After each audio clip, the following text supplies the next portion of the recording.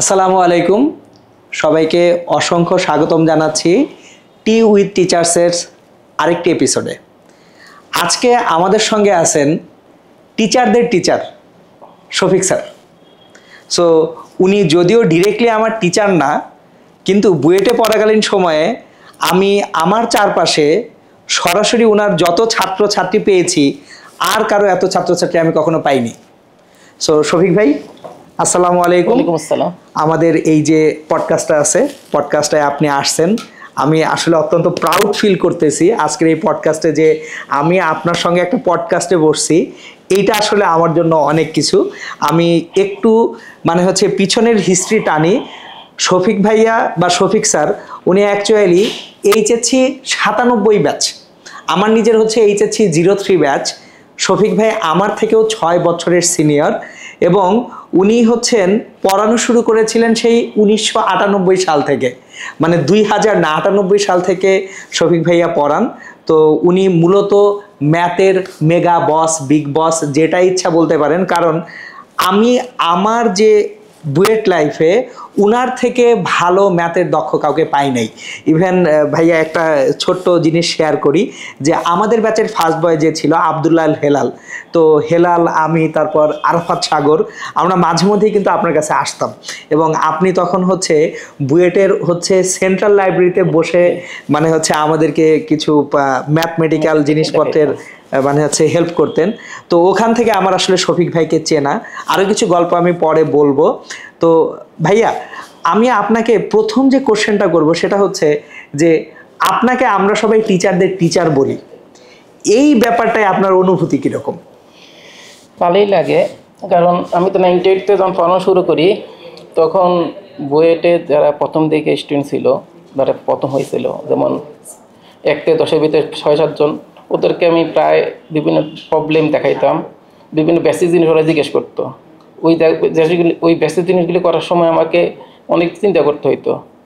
আবার এতে করে হয়তো কি নতুন নতুন আইডিয়া আসতো মাথায়, এবং দেখা যেত যে আমি নিজে অনেক স্টাডি করতাম এবং কেন জানি নতুন নতুন আইডিয়া নতুন নতুন ডেভেলপ হইতো। ফার্স্টে দেখা যেত একদিন একটা অঙ্ক দেখানো হইলো, ওই একই অঙ্ক আরেকজন দেখাইতাম, আরেক নতুন টেকনিক মাথায় আসতো। দেখা গেছে অঙ্কগুলি এমন হয়েছে যে একটা অঙ্ক 7 বার দেখানো হয়েছে, 8মবারে দেখা গেছে আরেকটা নতুন টেকনিক মাথায় আসছে। এরপরে দেখা গেছে যে তখন চিন্তা হলো যে জিনিসগুলি আরও ডিপে যায়।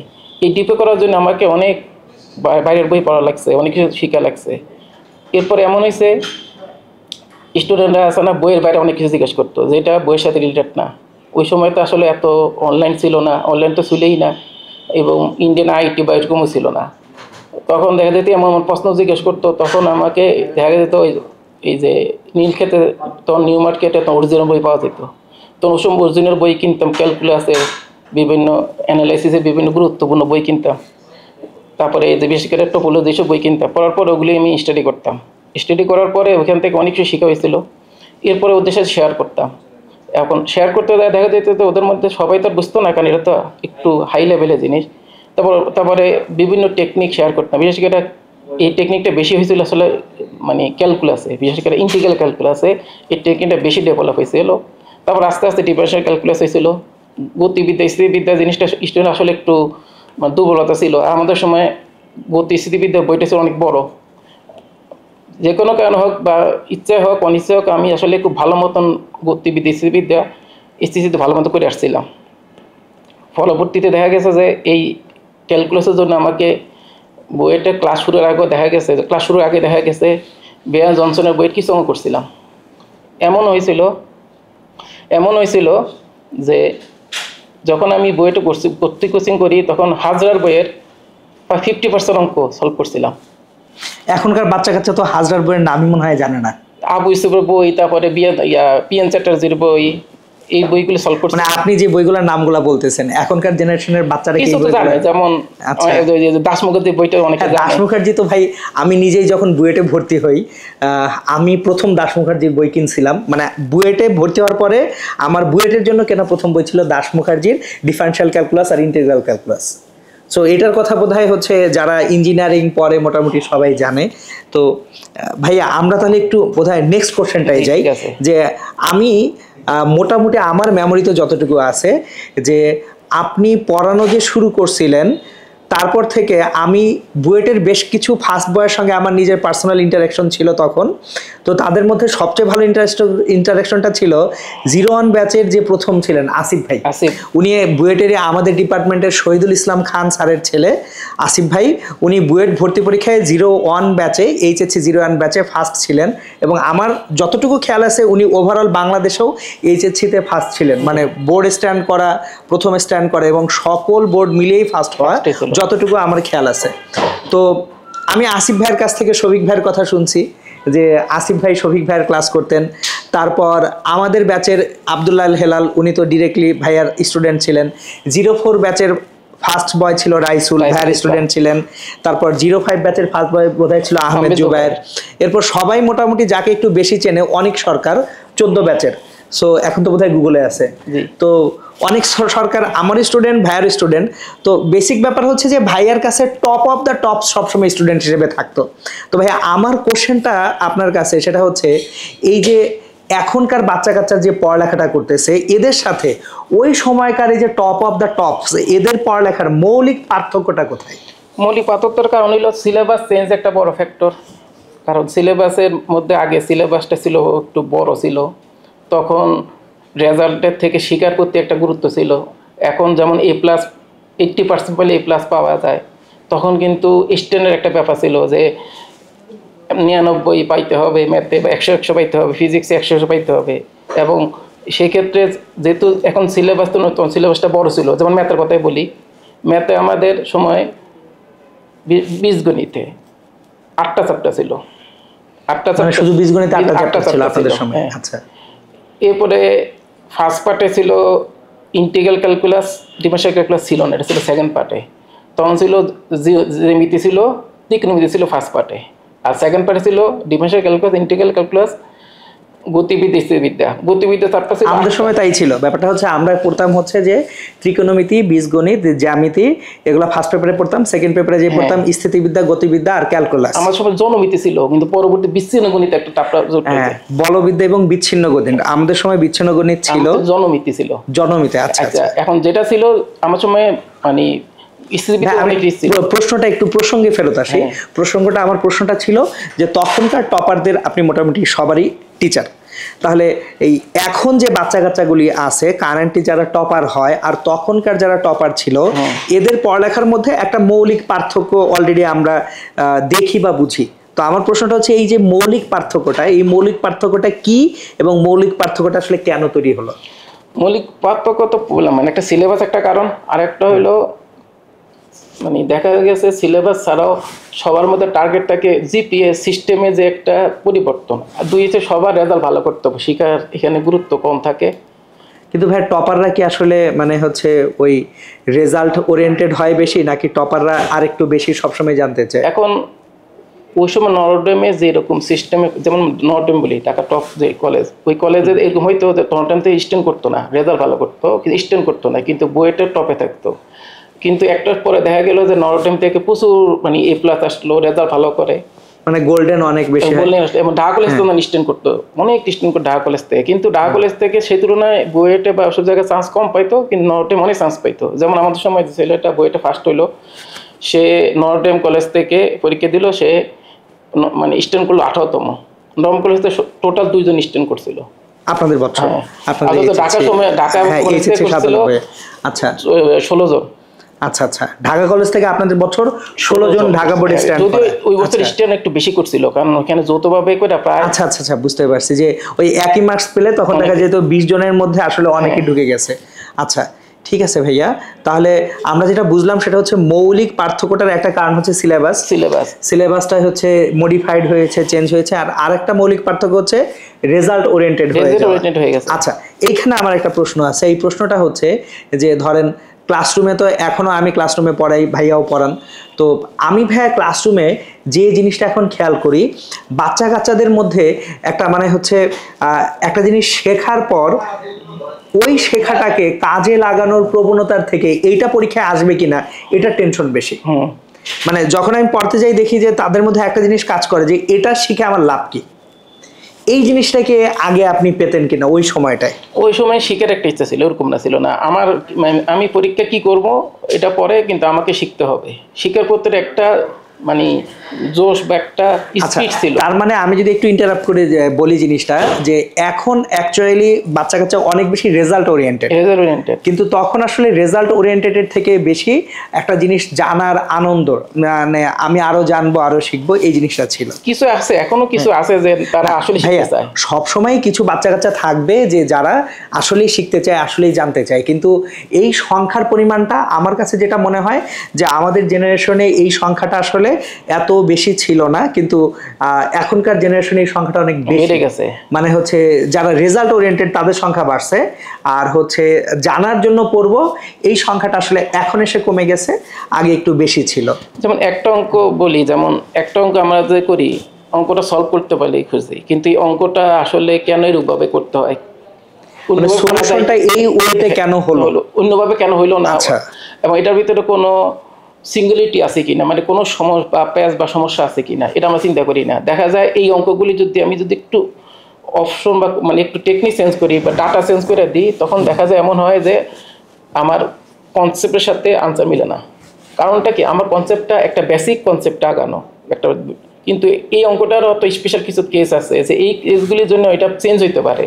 এই জিনিস মানে অনেকটা, আমি যদি একটু সহজ করি সবার জন্য, জিনিসটা হচ্ছে যারা উচ্চতর গণিত পড়ে আসছেন, মানে হচ্ছে উচ্চতর গণিতে ত্রিকোণমিতিতে বিশেষ করে শুদ্ধি পরীক্ষার ব্যাপার থাকতো, যে সমাধান হয়েছে ঠিকই, কিন্তু এই সমাধানটা এখানে অ্যাপ্লিকেবল কিনা সেটা শুদ্ধি পরীক্ষা করে করতে হবে। এমনগুলি বেশি হয় ইনভার্স ত্রিকোণমিতি ফাংশনের ক্ষেত্রে এবং ক্যালকুলাসের ক্ষেত্রে। যেমন কিছু কিছু ক্যালকুলাস অঙ্ক থাকে, যেমন কিছু কিছু ডিসকন্টিনিউয়াস ফাংশন থাকে, যেমন sec x বা 10x, এগুলি কিন্তু π/2 তে কিন্তু ডিসকন্টিনিউইটি, মানে এগুলিতে plus infinity minus infinity jump করে। এসব যদি কোনো ফাংশন থাকে এবং লিমিটটা যদি এরকম থাকে 0 থেকে π একটু বেশি, তখন কিন্তু এইসব ফাংশনের ক্ষেত্রে কেউ যদি সাইন কজের না করে যদি সেক কোসেকে নিয়ে করে বা 10 ওইভাবে নিয়ে করে, তখন দেখা যায় দুরকম আনসার আসে। নর্মালি যেরকম আনসার আসার কথা ওইভাবে করলে দুরকম আনসার আসে। এখন সে ভুলটা ধরতে পারে না।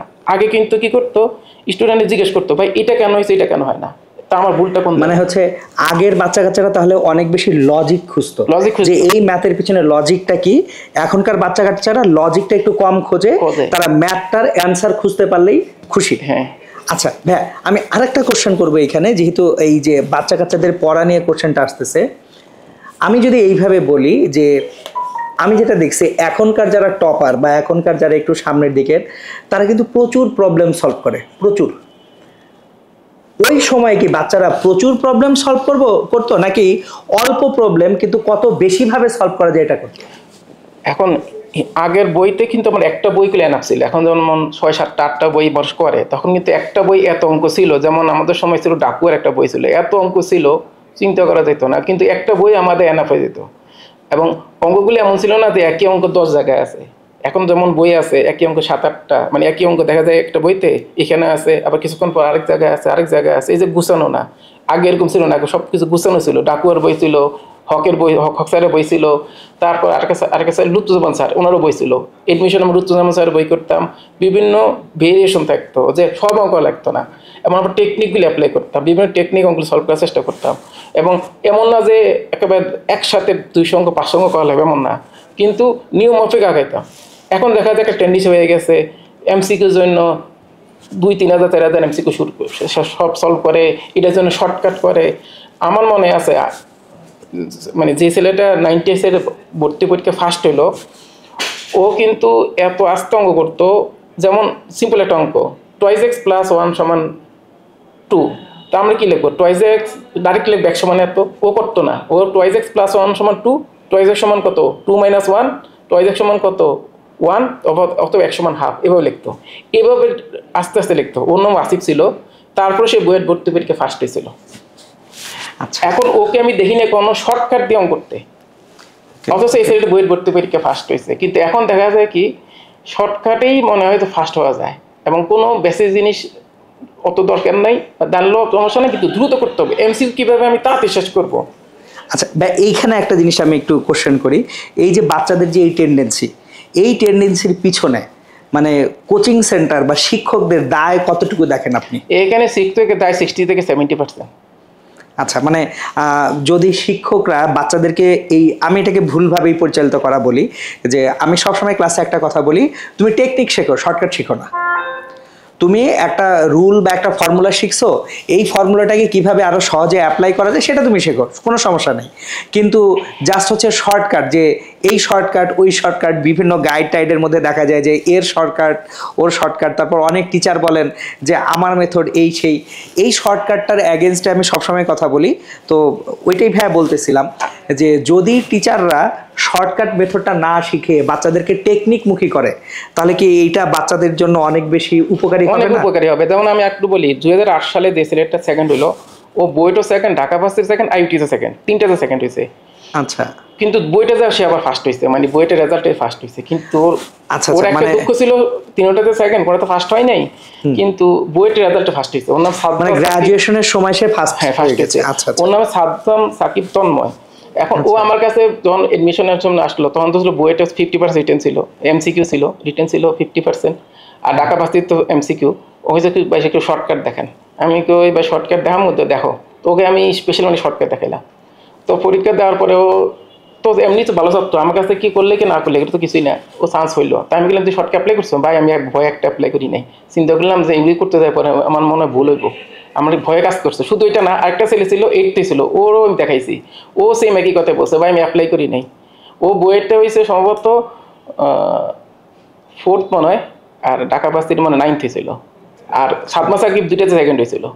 ওটা একটা অ্যাপ্লাই করা, অথচ আমি স্পেশাল শর্টকাট দেখাইছি। এটা নর্মালি এক্সক্লুসিভ, মনে করো যে অঙ্কটা 2 মিনিটে করা যায়, সেটা 20-30 সেকেন্ডে করা যায়, দেখাইছি। ওরা বয়সটা করে নাই, আমার পরীক্ষার বয় ক্যাশ করতে আছে কেন? যদি ভুল করি একটা ফার্স্ট বয়, একটা টপ স্টুডেন্ট, সে কাছে মনে হয়েছে যে আমি ভুল করি, তাহলে যারা ফার্স্ট না, যারা একটু মিডিয়াল বা লো ক্লাসের, তাদের অবস্থাটা কি হবে?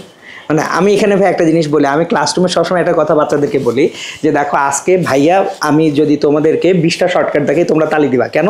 20টা শর্টকাট, ওয়াও ভাইয়া জোস। এরকম 10টা ক্লাস মানে 200 শর্টকাট, তাহলে 3টা সাবজেক্টে তোমার যদি 600 শর্টকাট হয়ে যায়, পরীক্ষার হলে তুমি জাস্ট আউলায় যাবা, মনে থাকবে না। না, একে তো মনে থাকবে না, দুই হচ্ছে যদি একবার ভুল হয় পরীক্ষার হলের কিন্তু সবচেয়ে বড় সমস্যা যেটা, একবার ভুল হয়ে গেলে, আল্লাহ না করুক, যে কারো পরীক্ষায় ভুল হয়ে গেছে এবং সে পরীক্ষার হলে বসে বুঝতেছে আমার ম্যাথটা মিলে নাই, ভুল হয়েছে, কনফিডেন্স নাই, এবং এই কনফিডেন্স নাই হয়ে যাওয়ার কারণে প্রচুর বাচ্চা কাচ্চার পরীক্ষা অ্যাকচুয়ালি খারাপ হয়। যাই হোক, ওইদিকে না যে আজকে আমাদের অ্যাকচুয়ালি যেহেতু আমাদের গেস্ট শফিক ভাই, আমি শফিক ভাইয়ের কাছে আরও কিছু গল্পে যাব। আমি একটা ছোট্ট গল্প দিয়ে শুরু করি, আরেকটা গল্পটা হচ্ছে খুব সম্ভবত 2006 বা 2007। আমি আর সাগর, মানে আমাদের এক ক্লাসমেট ছিলেন আরাফাত সাগর। তো এই আরাফাতের একটু গল্পটা না বললেই না, ও হচ্ছে আমরা জিপিএর ফার্স্ট ব্যাচ। সেই জিপিএর ফার্স্ট ব্যাচে এসএসসিতে আমাদের জিপিএ 5 ছিল, আমার যতদূর খেয়াল আছে 73টা, এইচএসসিতে হচ্ছে 15টা। এই 73 আর 15-এর মধ্যে কমন এক ছেলে ছিল আরাফাত। 4জন পাইছিল, 4জন। হ্যাঁ 4জন ছিল, তার মধ্যে একটা ছিল আরাফাত, আশকার 2জন ছিল পরিচিত। আচ্ছা হ্যাঁ, আশকার পাইছিল, কেন সনমও তো বোধহয় পাইছিল। সনম পাই নাই। আচ্ছা ঠিক আছে, আমার তাহলে হয়তো বা খেয়াল নেই। সনম একটা তো পাই না। আরাফাত আর আমরা ভালো ফ্রেন্ড ছিলাম।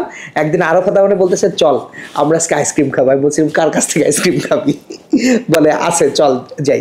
মানে আমার শফিক ভাইয়ের সঙ্গে আসলে পরিচয় যেভাবে, তো আমি আর সাগর মিলে শফিক ভাইকে ধরলাম ইএমই বিল্ডিং এর মানে হচ্ছে বারান্দায়। আপনার পকেট থেকে আমরা দুজন 2টা মোবাইল নিলাম, যে ভাই একটু মোবাইল দেখি। মোবাইল তো দেখে আর মোবাইল ফেরত দিই না। তো ভাইয়ার সঙ্গে তখন হচ্ছে ভাইয়া মোবাইল প্যান্ট পরতেন, অনেকগুলো মোবাইল থাকতো, এবং তখন আমাদের কাছে ভাইয়ার মোবাইলগুলো হচ্ছে সেই রকম জিনিস, কারণ দামি দামি সব মোবাইল ভাইয়া কিনতেন। তো আমরা মোবাইল ফেরত দিই না, তখন আরাফাত বলতেছে ভাই খাওয়ান লাগবে, আইসক্রিম খাওয়ান। তো শফিক ভাই আমাদেরকে বুয়েটের শহীদ মিনারের সামনে নিয়ে দুজনকে 2টা খুব সম্ভবত চকবার টাইপ জিনিসপত্র আমরা খাইছিলাম, দিলেন। তো ভাইয়া প্রশ্নটা হচ্ছে এইখানে যে আপনার কাছে তখন আমি আর সাগর ওই দিন খুব সম্ভবত 14টা ফোন পাইছিলাম, যতটুকু আমার খেয়াল আছে 14টা। তো ভাইয়া এই যে মোবাইলের একটা শখ আছে, এটা আমরা বুঝতেছি, আপনার এর বাইরে আর কি কি শখ আছে? আরেকটা আছে, সবাই হাসবে তো দিও, ওই যে লেদারের জিনিসপত্র কিনা প্রতি শখ আছে। আচ্ছা এটা আমি জানতাম, কারণ আপনি আমাকে একটা গল্প বলছিলেন, সেটা হচ্ছে ওই যে লেদার জ্যাকেট পরার একটা ব্যাপার, মানে সানরাইজে তখন বোধহয় ক্লাস নিতেন, এবং ওখান থেকে আমাকে বলছিলেন যে লেদারের জ্যাকেট, লেদারের বোধহয় প্যান্টের কথাও বলছিলেন আপনি। তখন লেদারের জায়নামাজ ছিল, লেদারের, তারপরে লেদারের কি টুপি আছে, অনেক কিছু আছে। আচ্ছা, লেদার এখনো তো বিভিন্ন লেদারের মানি ব্যাগ আছে, বিভিন্ন আনকমন লেদার, যেমন হ্যাঁ স্টিংরে ফিশ, তারপরে ক্রোকোডাইলের, তারপরে আরে কি নাম, উট পাখি, এই যে হরিণের চামড়া, এরকম টাইপের জিনিসের বিভিন্ন জিনিস ছিল, এখনো আছে, তবে এখন শখ একটু কমে গেছে বয়সের সাথে সাথে। আচ্ছা, তাহলে এখন যদি ভাই আমি আপনাকে জিজ্ঞেস করি, আপনার মানে হচ্ছে আমি ম্যাথটা হচ্ছে আপনার একটা বড় শখ। ওইটা আসলে কি করবো, যেটা আসলে শৈলের সাথে অ্যাডজাস্ট হয়ে গেছে, যেমন হয় যে শুয়ে রয়েছে, শুয়ে অঙ্ক বসে মনে হয় অঙ্ক করি, যদি আজ পর্যন্ত কোনো অঙ্ক মিলিতে পারি নাই, মানে ঘুমের ভিতরে মানে দেখা গেছে একটা অঙ্ক নিয়ে বলে গেলাম, মানে ঘুমিয়ে গেলাম, ঘুম তো আমি দেখতেছি স্বপ্নে করতেছি, কিন্তু জীবনে মিলাতে পারি নাই, কারণ হয়তো স্বপ্নটা আমার মানে খাঁটি স্বপ্ন না, মানে কি জানি আজ পর্যন্ত কোনোদিন কোনো অঙ্ক মিলাতে পারি নাই, কিন্তু মানে মানে আপনি স্বপ্নে দেখতেছেন, আপনি অঙ্ক মিলাইতে পারতেছেন না, কিন্তু অঙ্ক করতেছি, অঙ্ক করতেছেন, হ্যাঁ, আর আমাদের সঙ্গে সামনে যখন বসেন তখন সব ম্যাথই আপনার মেলে। হ্যাঁ, কিন্তু স্বপ্নে আর আচ্ছা। মিলে না, স্বপ্নে বিভিন্ন আইডিয়া মাথায় আসে, কিন্তু মিলে না কিছুই। আচ্ছা আচ্ছা, ঠিক আছে। এখন ভাইয়া এই যে আপনার আপনার কেন ম্যাথ পড়তে ভাইয়া এত ভাল লাগে? আসলে ব্যাপারটা হইলো, অনেক ছোট থাকতে মানে ফার্স্টে কি মানে নামতে যখন শুরু করলাম, তা নামতার ভিতরে যোগ জিনিসটা মাথায় আসলো, যোগটা কেন হয়, এই জিনিসটা একটু চিন্তা করলাম, চিন্তা করার পরে খুব ভালো লাগছিল। তখনই ছোটোকালে যেমন 1-এ পড়তাম, 1-2 এর দিকে, তখন যোগ করা শুরু করলাম, যোগের পরে গুণ, তো কিন্তু গুণ জিনিসটাকে আসলে কি, তখন চিন্তা করলাম তো সামেশন ও যোগটাই তো গুণ, তখন দেখলাম কি এটা তো আসলে এই জিনিস, তাইলে এবার একটা করা শুরু করি, এরপরেই আগ্রহটা শুরু হইলো। আমি একটু যদি থামাই আপনাকে, আপনি যোগের কথা বললেন, আমার এখনো খেয়াল আছে ক্লাস 2-তে থাকতে আমার আব্বু আমাকে একটা জিনিস শিখাইছিলেন, সেটা হচ্ছে গুণ হচ্ছে যোগের সংক্ষিপ্ত প্রক্রিয়া। হ্যাঁ, মানে মানে সামেশন অফ যোগ মানে হচ্ছে গুণ। হ্যাঁ, মানে অনেকগুলা যোগ একসাথে নিয়ে আসলে গুণ হয়ে যায়। 5টা 2, 2 5টা 2 মানে 5 into 2, মানে আসলে যোগের যে সামেশন।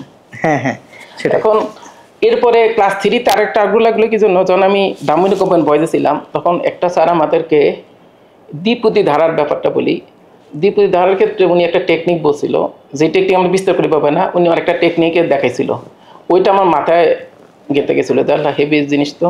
এরপরেই তখনই আমি শখের বসে কিছু কিছু দ্বিপতি অঙ্ক করছিলাম, এখন মানে ক্লাস 3-তে থাকতে, ক্লাসে কিছু কিছু করছিলাম, মানে মানে আপনি ক্লাস 3-তে থাকতে দ্বিপদী করছেন? হ্যাঁ, তাহলে আমার কাছে মানে আমার আত্মীয়স্বজনের কাছ থেকে নিয়ে নিয়ে করছিলাম, এবং আমি যেটা করছিলাম ক্লাস 6-এ থাকতে ক্লাস 10 অঙ্ক করা শুরু করছিলাম, অনেকগুলি করছিলাম। যেমন আমার টার্গেট থাকতো কি, বইয়ে যত অঙ্ক ছিল এগুলি কেন পরীক্ষা আসে না, দেখা যায় এগুলি আসে না, বাইসে বাইসে আসে না, আমি সব করব, যার কারণে আমি সব করতাম, এবং নিজে নিয়ম করতে করতে দেখা যেত সারা নাম্বার দিতে চাইতো না, না এই নিয়ম করছো কেন, আমার নিয়ম কই, বইয়ের নিয়ম কই।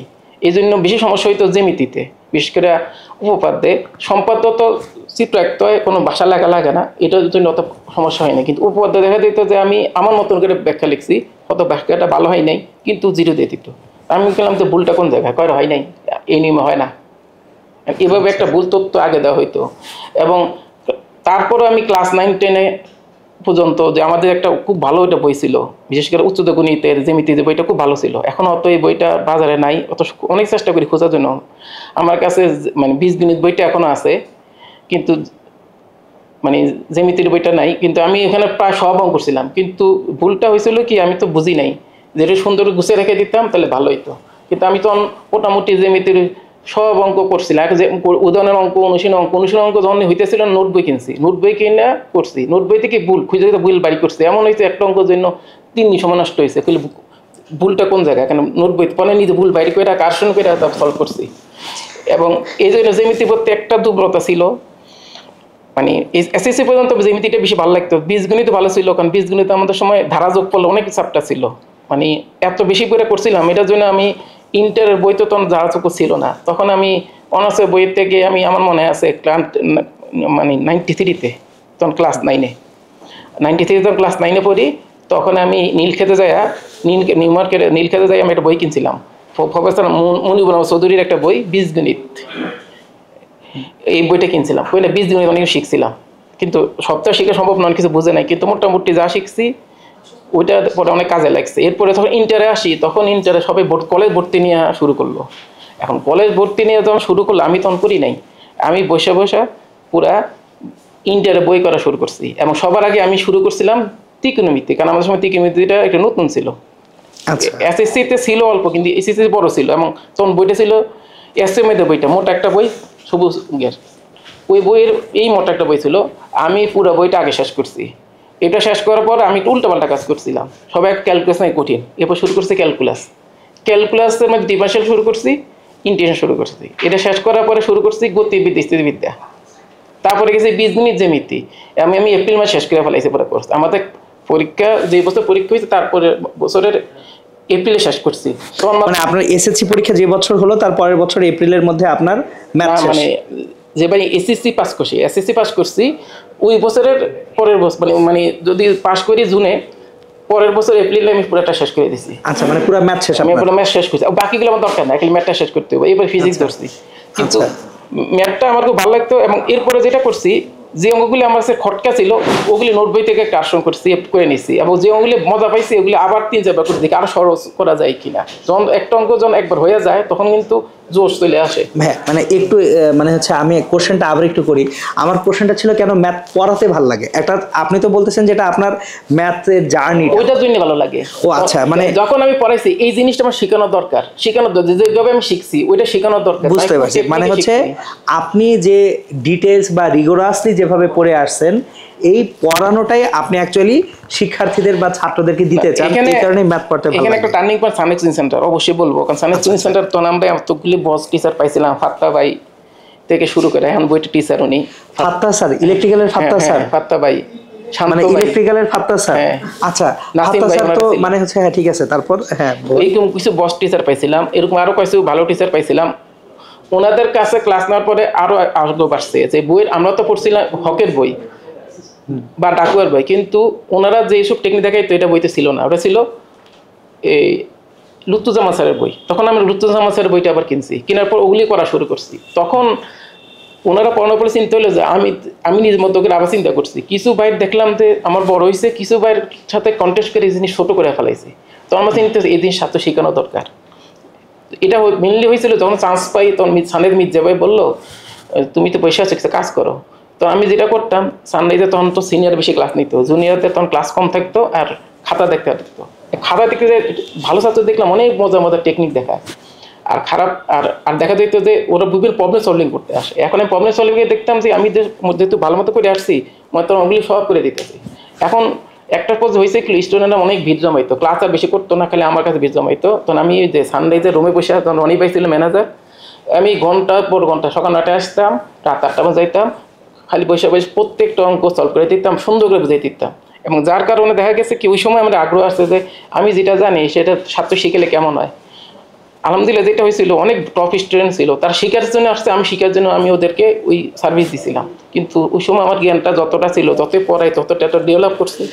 এর পরবর্তীতে 98 বেজে যেটা আসলো, 98 বেজে ছেলেটা সেকেন্ড হলো, ফার্স্ট হলো, মারা গেলো, ইন্তেকাল করলো। ওই যে সম্ভবত কিডনি সমস্যা ধরে মারা গেছিলো। ওই ছেলের খাতা দেখছি, ওই ছেলের ওর সাথে কথা হয়েছিল, ওর সাথে ইন্টারাক্ট হয়েছিল, দেখছি সরম একটা ভালো ছেলে ছিল, খুব ব্রিলিয়েন্ট একটা ছেলে ছিল, মানে ক্লাস শুরু করে মারা গেছিল। তারপর পড়ানোর পর আরও ডেভেলপ হয়েছে। মানে এখন ডেভেলপ কিন্তু যে নিজের ইয়ের থেকে না, মাসে পড়াইলে কিন্তু ডেভেলপটা হয়। শিখানো নিয়োগ করছি, ওরা শেখানোর জন্য আসছে, আমারও কিন্তু নিজের থেকে ডেভেলপটা হয়েছে। যেমন আমি যদি একটা ভালো নিয়তে কাউকে শিখতাম, তুবলিকে যেটা হয়, কাউকে দিনের কিছু কথা বলে, 6 কাজের কথা বলে, যখন বলতে বলতে একসময় তার মুখস্থ হয়ে যায়। এটা অনেকটা এরকম, আমি তো বলতে আমার জিনিসটা অনেকটা মনের ভিতরে গাইতে গেছে। যে এমন হয়েছিল যে আমাদের সময় যে বইয়ের কোন সময় কোন পৃষ্ঠে কোন অঙ্ক আছে এটা পর্যন্ত আমার ইয়ে গেছে, মানে মেমোরি একদম। ভাই আমি এখন আরেকটা কোশ্চেনে যাব। এই কোশ্চেনটা আসলে হচ্ছে, আমি বুয়েটে অনেকগুলো ফার্স্ট বয়কে নিজে পার্সোনালি দেখছি, সামনাসামনি দেখছি। সো আমাদের ব্যাচের আবদুল্লাহ হেলালকে, ও আমার খুব ভালো ফ্রেন্ড ছিল। তারপর 04 ব্যাচের ফার্স্ট বয় রাইসুল, ইলেকট্রিক্যাল ডিপার্টমেন্টে যেহেতু ছিল, ওর সঙ্গে ইন্টারাকশন ছিল।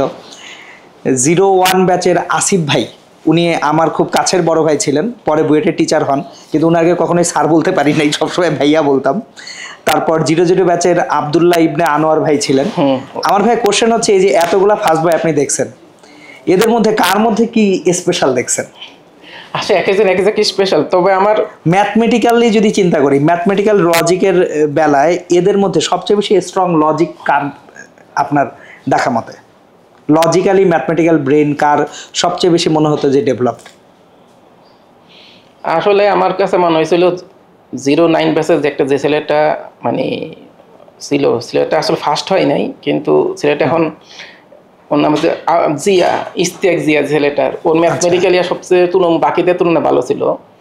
মানে আমার কাছে মনে হয়েছিল ও যদিও ম্যাথমেটিক্স নিয়ে করতো না, ও বই টিচারও হয়েছে, 09 বছর ইস্তিয়াক জিয়া, ওই ছিল এদের মধ্যে সবচেয়ে ম্যাথমেটিক্যালি ভালো ছিল, আরও ছিল ভালো, কিন্তু ও যদি ডেভেলপ করতো ম্যাথ অলিম্পিয়াড দিত অনেক ভালো করতো, কিন্তু করে নাই।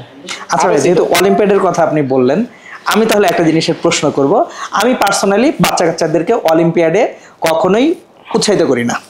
আমার কথা হচ্ছে ভাই, এইচএসসি লাইফে অল্প একটু সময়, তোমার সিলেবাসটা বেশ বড়, তোমার সামনে অ্যাডমিশন জার্নি আছে, তুমি ধুমায়া তোমার জিনিসপত্রগুলো কনসেপ্টগুলো পড়ো, গুছায়া পড়ো, অ্যাডভান্স জিনিসপত্র তোমার এত বেশি লাগবে না, অলিম্পিয়াডে যাও না। এটা হচ্ছে সবসময় আমার মটো। তো ভাইয়া, আপনার কাছে কি মনে হয় যে অলিম্পিয়াডটা বাচ্চাদেরকে ডেভেলপমেন্টে হেল্প করে, ওভারঅল ডেভেলপমেন্টে হেল্প করে, নাকি এখনকার যে অলিম্পিয়াডের যে এনভায়রনমেন্ট বা অন্য কিছু আছে এটা আসলে বাচ্চাদেরকে ওইভাবে ডেভেলপ করে না? আপনার মতামত? আমার মতামত, যদি চাইনিজ সিস্টেম হয় তাহলে ঠিক আছে। চাইনিজে যেমন একটা ছেলে অলিম্পিয়াডের জন্য তাকে জন্য একটা স্পেশালি ব্যক্তিগত টিচার থাকে, তাকে প্রথম থেকে ট্রেন করা থাকে। বর্তমানে যে অলিম্পিয়াডটা হয় এটা আসলে একটা ছেলেকে পণ্ডিত বানায়, মানে জাস্ট প্রবলেম সলভিং করায়, বেসিক যে ফাউন্ডেশন সেটা হইতেছে না। কারণ বেসিক ফাউন্ডেশনের জন্য আমাকে জ্যামিতি সম্বন্ধে একটা ভালো ধারণা থাকা লাগবে।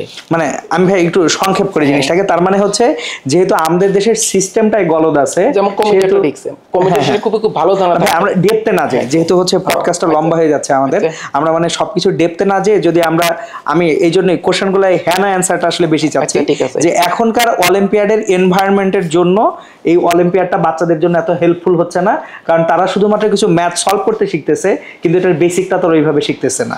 হ্যাঁ, কিছু ছেলে হয়, যেমন যখন অলিম্পিয়াড হবে কিছু ছেলে তো টার্গেট থাকে, আমি দেখছি যে ওরা আসলে এইচএসসির সিলেবাসে আমি ছেলেদের কথা বলতেছি না, আমি বলছি সিস্টেমের কথা। ওভারঅল সিস্টেমে অলিম্পিয়াডটা কি আসলে বাচ্চাদের জন্য হেলদি প্র্যাকটিস নাকি নন হেলদি প্র্যাকটিস, এই কোশ্চেনটা করতেছি। হেলদি প্র্যাকটিস না, তবে কিছু হয়তো যেহেতু এটা সিস্টেম, কিছু না কিছু উপকার হয়। আচ্ছা, ঠিক আছে, ওকে। এখন ভাইয়া আমি যে কোশ্চেনটায় আসবো শেষ দিকের কিছু কোশ্চেনে, আমি যেমন পদার্থবিজ্ঞান পড়াতে যে আমি সবসময় বলি যে পদার্থবিজ্ঞান আমাকে আল্লাহর কাছাকাছি আনছে। মানে আমি পদার্থবিজ্ঞান থেকে ভাইয়া শিখছি যে আমরা আসলে কত ক্ষুদ্র এবং আল্লাহ তাআলা কত সুবিশাল, কত মহান। ম্যাথের সঙ্গে কি এরকম কোনো কিছুর, মানে আমি কনটেক্সট একটু বলি, যে আমি বুয়েট লাইফ থেকে আপনাকে একই রকমভাবেই দেখছি যে অলওয়েজ আপনি পায়জামা পাঞ্জাবি পরতেন, সবসময় আল্লাহর রহমত আলহামদুলিল্লাহ আপনার সুন্নতি দাড়ি ছিল, অলওয়েজ টুপি পরতেন, এবং আমি অনেকবার আপনার সঙ্গে ইন্টারাকশনে এটা পাইছি যে আপনি মানে হচ্ছে ইসলামী রীতিনীতির ব্যাপারে যথেষ্ট কঠোর, যে জীবনটা গড়তে হবে ইসলামী রীতিনীতি এবং কুরআন অনুযায়ী। তো ভাই আমার প্রশ্নটা হচ্ছে, এই যে